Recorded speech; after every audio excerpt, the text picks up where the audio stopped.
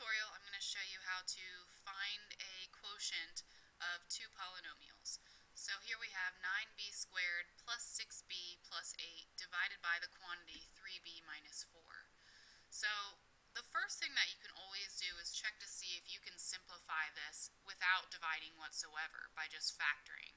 So we could see that this might actually factor, and actually I should write it like this, into the product of two polynomials. And the only way that something would cancel, with the bottom being 3b minus 4, is if one of these was 3b minus 4.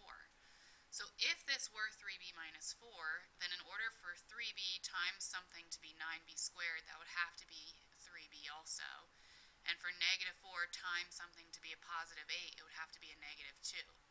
Then you could check, well, in the outside I have 3b times negative 2, that's a negative 6b.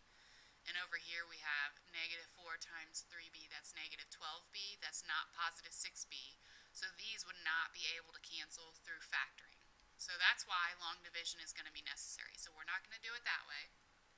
So we're going to set this up with our dividend 9b squared plus 6b plus 8 all divided by 3b minus 4. So we're setting it up just like old school long division that you learned a long time ago, second or third grade, whatever it is. So now we're going to look here at the first term in each piece, so the divisor and the dividend. You're going to ask yourself, 3b can go into 9b squared. The answer is yes, it can. So you want to know how many times, or basically 9b squared divided by 3b is what? And that's going to be 3b. You do 3b times the quantity, 3b minus 4. So 3b times 3b is 9b squared. 3b times negative 4, that's negative 12b. And we're going to take that quantity away, the whole thing. So I put it in parentheses to remind myself to take each piece away. So 9b squared minus 9b squared, that cancels out. 6b minus negative 12b, that's 6b plus 12b, so that's going to be 18b.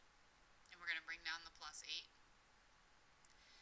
18b, we're looking at the first term again. 18b divided by 3b, that's going to work. That's going to be a plus 6. 6 times 3b is 18b. 6 times negative 4, that's going to be negative 24. And again, we're going to take this entire quantity away. The 18b's will cancel.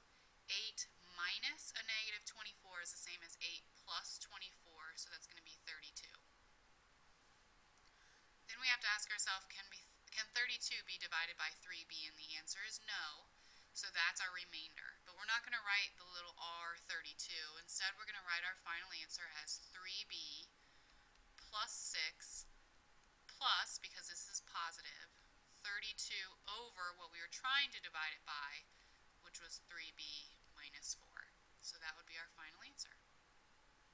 The only thing that could possibly change from here is if in your remainder, if each term had a constant or a factor that was in each one, then you could factor that out and simplify it. For example, if each of these, if this was 32 over 2b minus 4, I could factor a 2 out of the bottom and top and cancel that out, so that would be simplified further. But that's it.